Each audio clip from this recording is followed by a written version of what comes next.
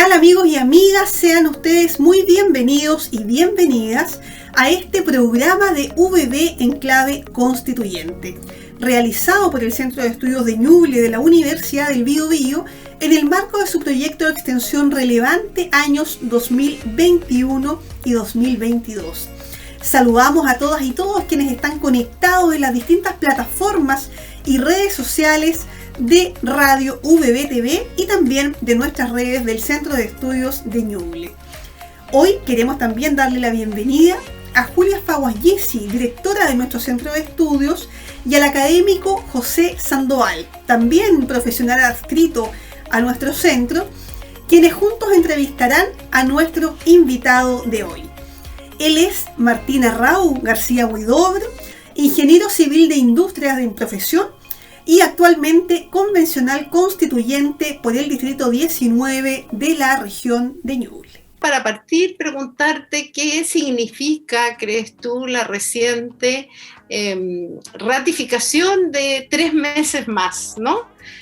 ¿Cómo eso significa en verdad un respiro, podríamos decir, para este proceso tan acelerado del último tiempo?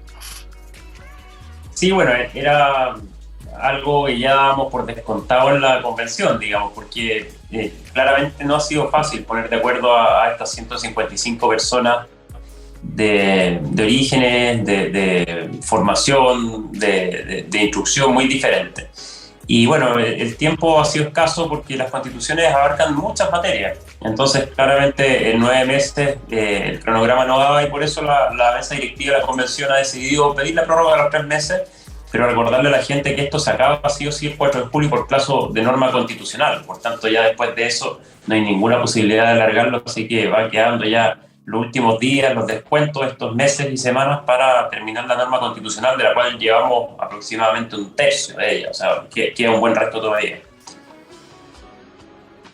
Y ahí, Martín, tal vez preguntarte, con respecto a tu rol como constituyente, que nos cuentes un poquito sobre la comisión en la que participas, que nos expliques tal vez a la ciudadanía que desconocemos un poquito el rol de esa comisión y qué es lo que hace, qué es lo que ha visto. Sí, mira, recordarle a la gente que todos los temas de la Constitución, que son muy amplios, se dividieron en 7 comisiones. Yo estoy en la Comisión de Principios Constitucionales, Nacionalidad, Ciudadanía y Democracia, que es lo que típicamente estamos acostumbrados a que esté en el capítulo 1 y 2 de la Constitución, es decir, dar los principios, cuáles son los principios rectores de este país que se estructura en esta Constitución, y después también quiénes son chilenos, quiénes pueden votar, quiénes tienen derechos políticos, en fin, de eso se dedica, cosas muy básicas, desde los emblemas nacionales, hasta efectivamente si somos una república democrática o no. Claramente vamos a seguir siendo una república democrática, espero por largo tiempo, pero ese tipo de cosas son las que se ven en la comisión, son temas bastante profundos, digamos, no es un temario muy extenso como puede ser la de derechos fundamentales u otra, sino que son pocos temas, pero claramente fundamentales. ¿Quiénes son chilenos? Imagínate, eso se responde en esta comisión. ¿Quiénes tienen derechos políticos? Y ¿quiénes pueden votar o presentarse a cargos de elección popular? Ese tipo de asuntos son los que vemos en nuestra comisión, que claramente, como hay muchas miradas, así una discusión bien compleja. ¿Y qué principios constitucionales crees tú que debieran plasmarse en esta Constitución, que deben ser fundamentales? Y también, ¿cuáles se han ido ya plasmando en los artículos que se han ido aprobando en el Pleno? Sí. Mira, lo primero hay que recordar para qué existen las constituciones o para qué como sociedad nos ponemos de acuerdo en crear este Estado, ¿no es cierto? Y reconocer que existe la República de Chile, cosa que es bastante obvia, no pretendo refundar nada, digamos, pero sí entender que esto se escribe en la Constitución, que es la norma superior de la pirámide normativa.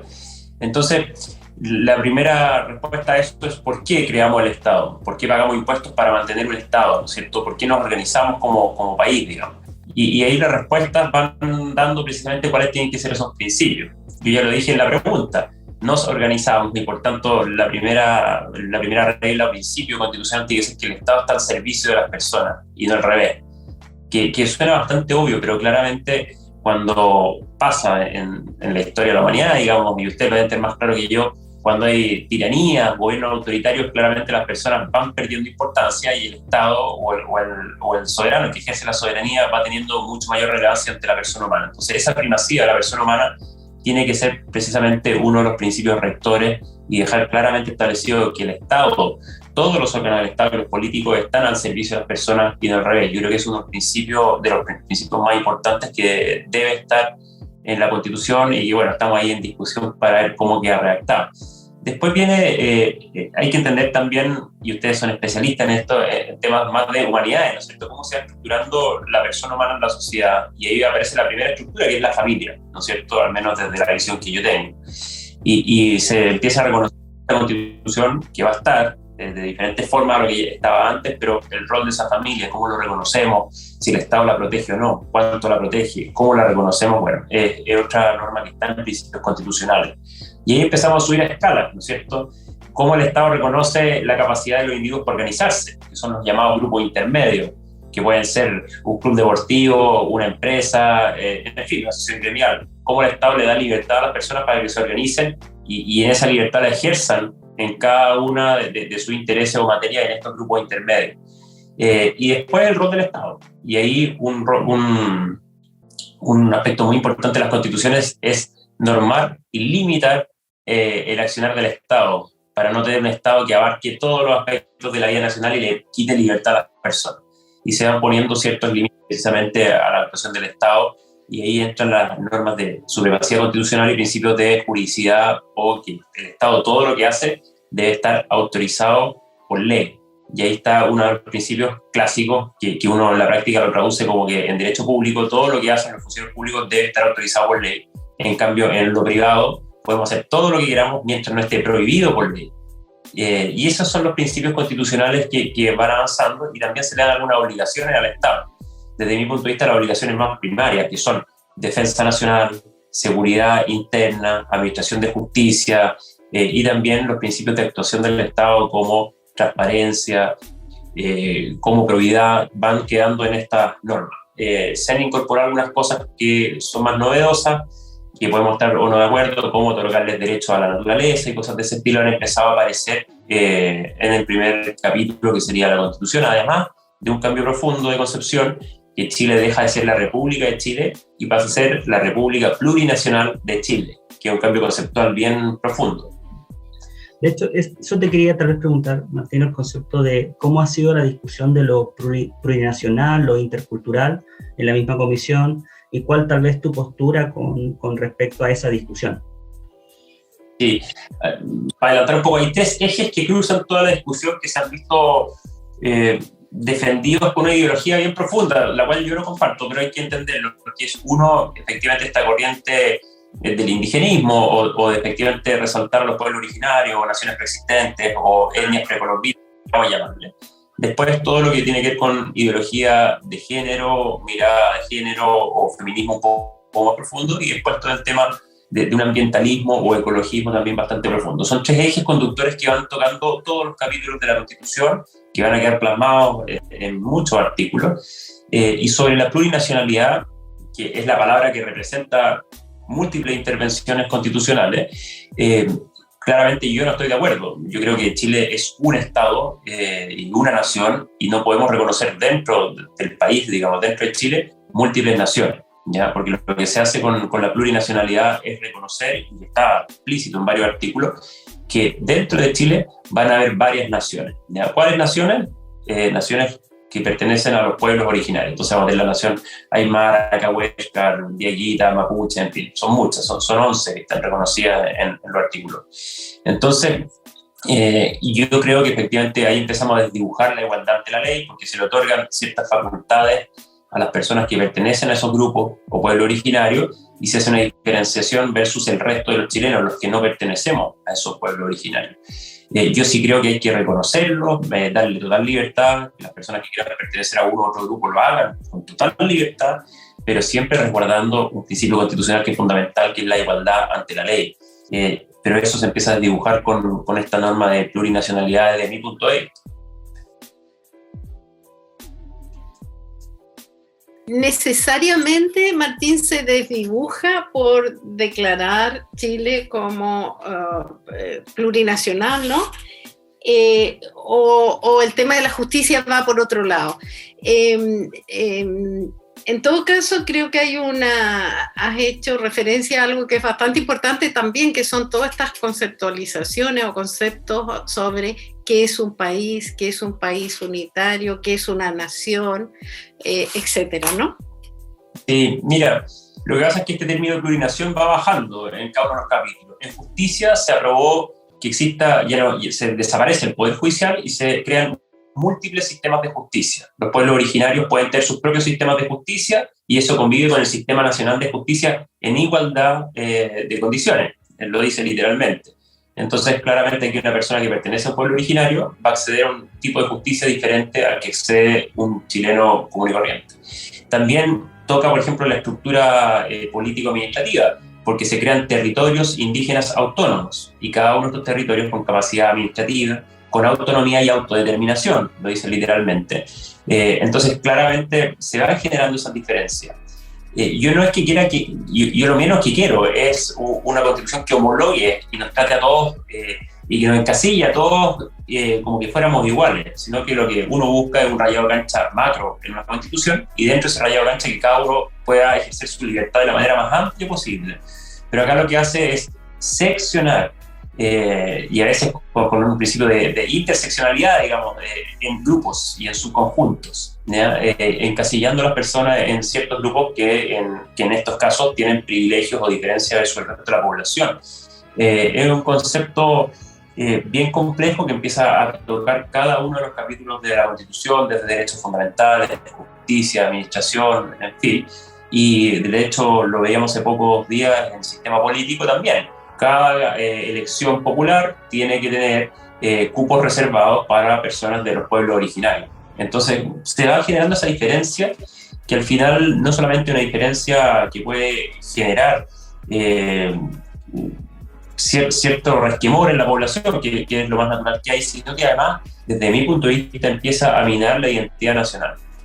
Porque está bien que dentro de una nación haya una multiculturalidad enorme y mucha diversidad como la tiene Chile. Pero lo otro es poner al mismo estándar, por ejemplo, como se ponían, un ejemplo bastante básico, en los emblemas nacionales. En el mismo artículo donde se reconocían los emblemas nacionales, la bandera, el himno, el escudo, se ponían los emblemas de los pueblos originarios, que también se reconocían. Es un gesto, pero ¿por qué solo los pueblos originarios y no las de las regiones, las comunas, las provincias? Entonces se empieza a generar un deterioro de la unidad nacional, de la cohesión social desde el punto de vista de la identidad, que es fundamental. Es algo que a veces es medio abstracto, pero que claramente en este proyecto constitucional empieza a desdibujarse y a mí me preocupa mucho porque la cohesión nacional es fundamental para ese proyecto común del cual todos nos tenemos que sentir parte. Y Martín, volviendo al tema que tú mencionaste justamente de los derechos de la naturaleza, esta incorporación de elementos no humanos, tal vez ahí que nos cuente un poquito sobre la discusión, pero también el tema del derecho internacional en términos de marcos de acción ante el cambio climático, por ejemplo. Entonces, ¿cómo estaría viendo el tema de la naturaleza en términos como sujeto de derecho, pero también el diálogo con otros elementos más de derecho internacional global? Sí, hay dos temas, hay dos formas de ver esto, hay dos antecedentes importantes cuando hablamos de derecho a la naturaleza y también bienes naturales comunes, que son dos conceptos que se incorporan en esta Constitución. Primero que nada, entender que las constituciones son rayados de cancha en vamos a un partido de fútbol, digo, nos dice cuál es el tamaño de la cancha, qué árbol, qué meter goles, qué son las reglas, pero el cómo jugar, la técnica de cómo jugar, qué es lo que hacemos dentro del partido, es libertad, digamos, y cada equipo podrá organizarse como quiera. Esta constitución va a tener un problema que nos dice muchas veces el cómo ejecutar las cosas. Entonces empieza a parecer más un programa de gobierno que una constitución, ¿ya? ¿Y por qué digo esto? Porque en estas normas precisamente abarca mucho el cómo de contingencia, como por ejemplo el cambio climático. Cosas que pueden ser transitorias o no lo sabemos, pero cada gobierno tendrá que proponer planes, políticas, programas para abordar el cambio climático, pero no en la norma constitucional, que es una norma que tiene que ser mucho más neutra. Y en segundo lugar, por ejemplo, en los derechos a la naturaleza, típicamente las personas son sujetas de derecho, ¿no es cierto? Y las cosas, no sé, un árbol, una planta, un animal, son objetos de derecho, o sea, yo puedo poseer, son bienes, digamos. Acá claramente a la naturaleza se le otorgan derechos. Entonces la primera pregunta, bueno, ellos no pueden ir a poner un recurso de protección, digamos. Entonces, ¿quién va a ir a poner un recurso de protección a nombre de ese árbol? Bueno, se empiezan a crear figuras jurídicas complejas y se empieza a poner en un marco de igualdad en cuanto a que ambos son sujetos de derecho a la persona humana y la naturaleza, además, con una indefinición enorme. ¿Qué es la naturaleza? ¿Ya? Y de hecho, también se nombran los bienes naturales comunes, que tampoco se definen. Entonces, hoy día, ¿qué son los bienes naturales comunes? ¿Qué es la naturaleza? Y, por ejemplo, cuando entramos en el artículo en Derechos Fundamentales sobre propiedad privada, se dice literalmente que no podrá haber propiedad privada sobre los bienes naturales comunes. ¿Cuáles son? No sabemos. La naturaleza tiene derechos. ¿Qué es la naturaleza? ¿Son los seres vivos? ¿Son los accidentes geográficos? ¿Son conjuntos paisajísticos de cosas? Entonces no sabemos cuáles son.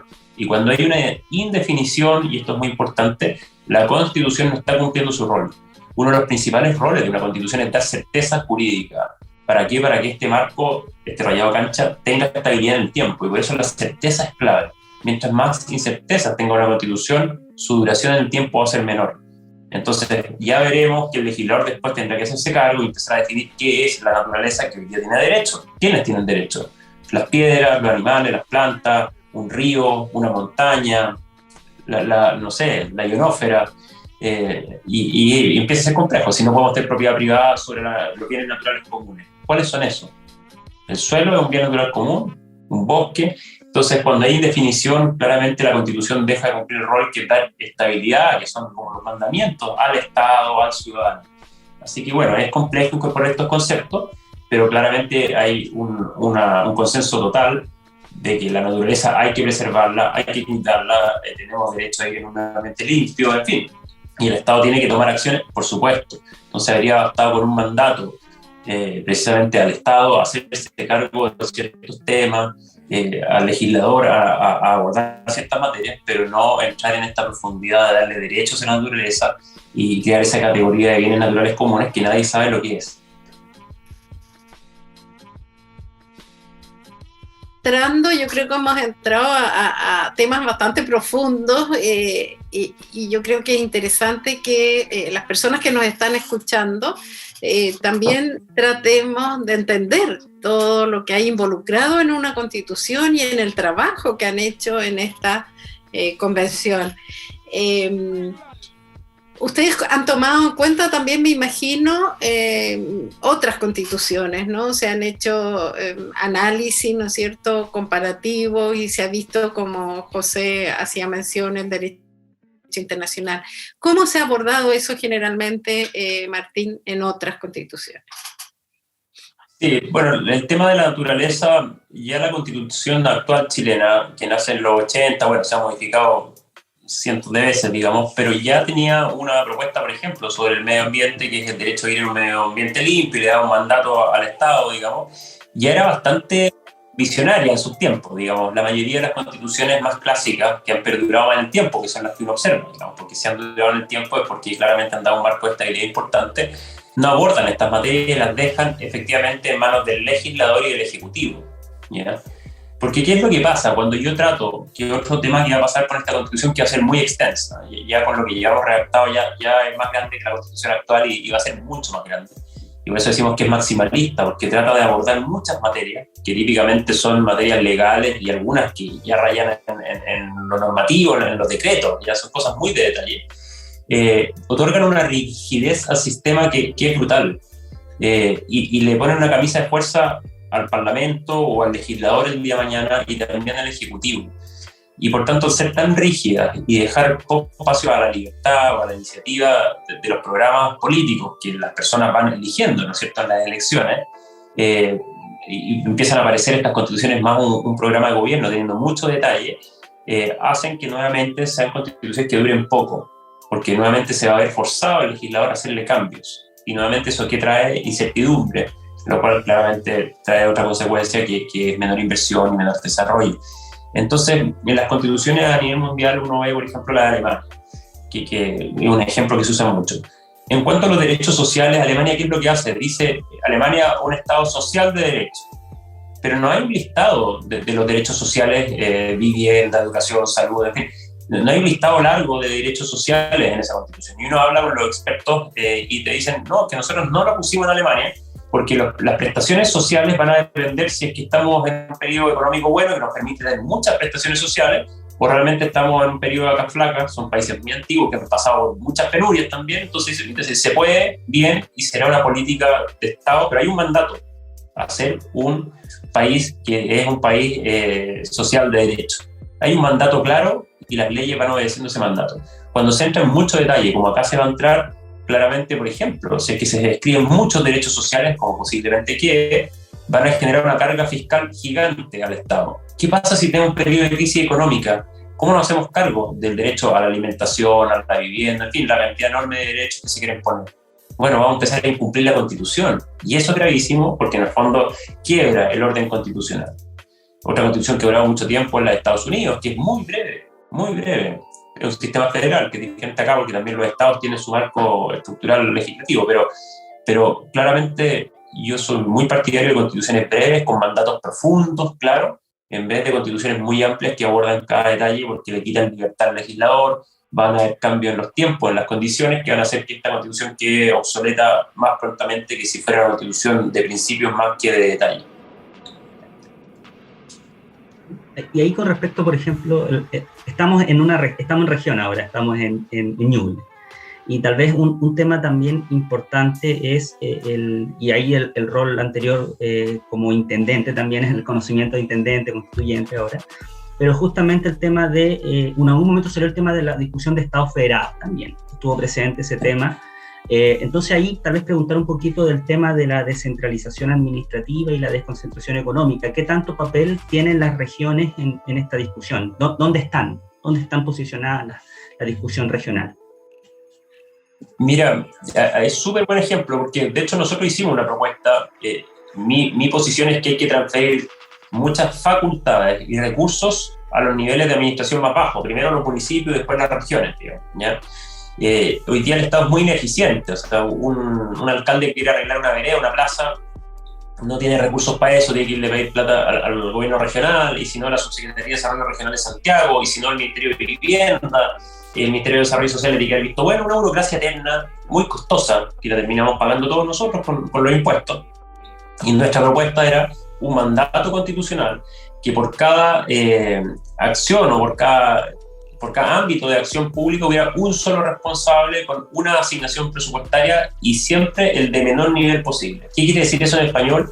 Que el mandato constitucional decía que si usted como Estado va a tener presupuesto para arreglar veredas, bueno, ese presupuesto se lo toca directo a los municipios y los alcaldes la administrarán. Lo hacen bien, perfecto; lo hacen mal, en la próxima elección ese alcalde se irá para la casa. Si es que quiere hacerse cargo de los caminos rurales, bueno, entregue todo el presupuesto a los gobiernos regionales y que ellos se hagan cargo, pero no que venga a Obras Públicas Santiago a arreglar un camino rural. Entonces, un responsable con la asignación directa de responsabilidad de presupuesto. Ese era el mandato constitucional en un artículo, claro, y te iba a ordenar toda la estructura del Estado. Se rechazó, por supuesto, ese artículo, y la propuesta que hay hoy día ya aprobada, el texto constitucional, es muy amplio. Entra a detallar que tenemos regiones autónomas, prácticamente hay un listado de facultades de cada región autónoma, se crean órganos internos de cada región.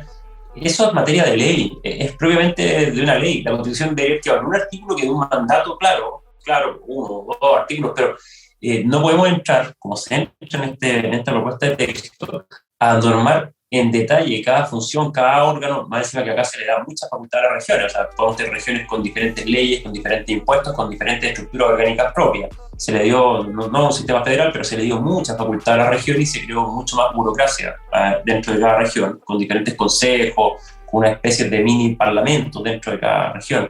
Entonces, yo creo que se crea más burocracia, se norma en exceso esta estructura regional en vez de simplemente transferirle recursos y facultades a la estructura que ya estamos probando en Chile, que es la de gobierno regional, que habrá que darle una década por lo menos para ver cómo funciona. Yo tengo harta fe en los municipios y en los gobernadores regionales en la medida que les demos facultades y recursos, porque si no son bien decorativos. Sí, eso ha sido bastante interesante también, esa discusión que se está dando, ¿no?, sobre el sistema de gobierno. Ayer vimos que la tendencia va ¿no? Dentro de esta definición de Estado regional que aparece como innovadora en realidad en el sentido entre un Estado unitario y un Estado federal, ¿no? Pareciera ser eso, un sistema como intermedio, y también como una bicameralidad atenuada, ¿no? O también con definiciones de un ente que no ha tenido un nombre todavía, ¿no? Porque no se le quiere llamar Senado, otros tampoco quieren que se llame Asamblea Territorial, entonces todavía está ahí como sin nombre, Martín, ¿o no? No, es que esas noticias de desarrollo no se han votado esos artículos en definitiva. Pero entonces la propuesta que tiene hoy día más fuerza, pero todavía no está votada, es que haya una sola Cámara, en definitiva, muy amplia, con muchas facultades, desde mi punto de vista, con poco contrapeso, porque le otorga facultades de intervenir en el Poder Judicial, en el nombramiento del Contralor, le quita la iniciativa exclusiva de ley que tenga materia presupuestaria al presidente. En fin, para mi gusto es demasiado poder concentrado en un solo ente. Recordemos que algo clave de las constituciones es dividir el poder y poder contrapeso. Hoy día Chile tiene un contrapeso en el poder judicial, en el poder legislativo, tiene entes autónomos como el servicio electoral, como precisamente la Contraloría, y un poder ejecutivo que tiene bastante poder, que es el presidente, que es un tema a discutir. Pero la propuesta por donde va navegando esto es tener un Congreso plurinacional, todo tiene ese nombre, así que el Congreso plurinacional, unicameral, con un número de diputados mayor, con escaños, con cupos reservados para los pueblos originarios, pero efectivamente por ahí ha habido harto resquemor a eliminar el Senado de un plumazo, y a estas asambleas regionales se le ha dado alguna facultad, pero muy menor, o sea, prácticamente lo que va hoy día avanzando es que no habría Senado. Sobre eso, perdón, quisiera que, dado que en tu comisión está el tema de ciudadanía también, ¿no? Y eso implica participación y cómo nos informamos. Va a haber un plebiscito de salida. Más allá de lo que escuchamos en las noticias, ¿cómo como ciudadanos debiéramos informarnos o debiera informarse las personas que vamos a tener que ir a votar en este plebiscito de salida? Sí, mira, hay varias cosas. Bueno, uno es leerse el texto, pero son textos que en este caso va a ser largo y va a tener, es una crítica que no puedo cancelar, que es un texto como tiene una redacción muy abierta, en muchos términos, de alcance indeterminado. O sea, efectivamente acá hay que hacer algo de ficción. Cuando uno lee un término constitucional, lamentablemente, que no está definido, no sabemos cuál es el alcance y por tanto hay que pensar en todas las derivadas que puede traer cuando hablamos de derecho a la naturaleza, de autonomías territoriales indígenas, en fin, y de muchas otras cosas. Por ejemplo, tengo el caso de la autonomía territorial indígena. ¿Cuál es el mapa? ¿Es una provincia, una comuna, varias regiones? No sabemos. Entonces, hay mucha indefinición en el proyecto y, por tanto, la pregunta que cabe hacerse es, como es un plebiscito en septiembre de este año, y las personas deben decidir si prefieren esta propuesta constitucional o seguir con la constitución actual, que por supuesto puede ser modificada por el Parlamento, arreglada en todos los cambios que hay que hacerle, pero seguir con la constitución actual, la pregunta es si el país va a navegar mejor o peor con este proyecto de constitución. Y ahí hay que hacerse las preguntas y la bajar en cada uno. ¿Cómo me afecta a mí esta constitución en mi derecho de propiedad, en mi capacidad de trabajar y emprender, en la educación de mis hijos, en fin, o en cosas tan profundas como el aborto que ya fue aprobado? Entonces, va tocando muchas fibras diferentes de la sociedad y ahí cada uno tiene que ver los temas que más le interesen y efectivamente informarse bien, pero es un tema constitucional que es de por sí complejo y por eso hay que dedicarle tiempo, no al texto, o sea, el texto hay que leerlo, pero sí a las bajadas de cada una de estas cosas, de cómo se implementaría en la práctica y qué efectos reales podría tener en la vida de cada una de las personas. Martini, tal vez para ir cerrando, tal vez que nos puedas contar qué se nos viene en estos 3 meses, en ese sentido, que nos cuentes ahí prospectivamente qué tú vienes, cómo cerraría esto, para tener una idea. Mira, faltan bloques importantísimos que votar, derechos fundamentales, que es un corazón de esto, porque hoy día los chilenos tenemos libertades y derechos, la idea es que eso no disminuya, no perdamos libertad y derechos. Atento ahí, hay que ver cómo ojalá tengamos más libertades y más derechos dentro de la responsabilidad fiscal y lo que se pueda. Pero esto debería estar a fines de abril ya en un texto casi completo, votado en el Pleno. O sea, no fines de abril, se quiere modificar el cronograma quizás mediados de mayo, no debería pasar de eso. De ahí hay una comisión de armonización que tiene muy pocas facultades, básicamente es para arreglarlo gramaticalmente, la redacción. Hay varios errores de técnica, porque una misma cosa se nombra con 4 términos diferentes, entonces homologar la terminología, en fin, para que sea jurídicamente un poco más digerible esto. Y efectivamente ya a fines de junio esto va terminando, el 4 de julio se termina la Convención Constitucional y el texto que esté, pues ya hay parte del texto, o sea, ya hay algo. Lo que esté completado a esa fecha se le entrega al presidente de la República, se publica, en fin, en los temas administrativos propios, y se convoca un plebiscito, que debería estar ese plebiscito antes del 18, por decirlo de alguna manera, por ahí no se sabe bien la fecha, y ahí la gente tiene que ir a votar de manera obligatoria, y las opciones son optar por este nuevo borrador de Constitución para que pase a ser nuestra nueva Constitución, o seguir con la Constitución actual.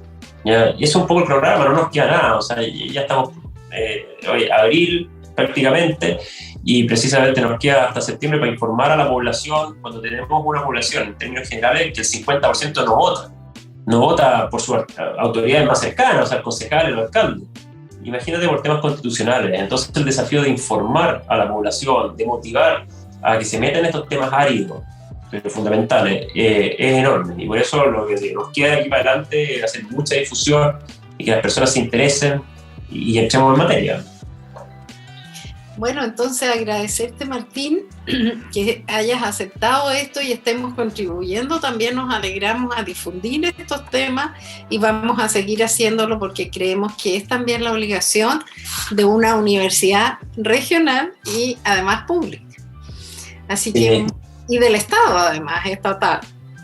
Sí, no, y agradecerles y efectivamente, bueno, su disposición para lo que se necesite y el llamado a la población yo le digo que se haga cargo de este proceso. Es un proceso que esté todos los chilenos, es una constitución que esperemos que dure mucho tiempo si queda bien hecha, si se aprueba, si se llega a rechazar, bueno, el Parlamento tendrá que hacer los arreglos que haya, hay mucha incertidumbre y por eso hay que hacerse cargo y que ojalá el plebiscito que tengamos en septiembre tenga una participación alta y ojalá con una ciudadanía bien informada, así que todos estos espacios son muy bienvenidos. Muchas gracias. Bien.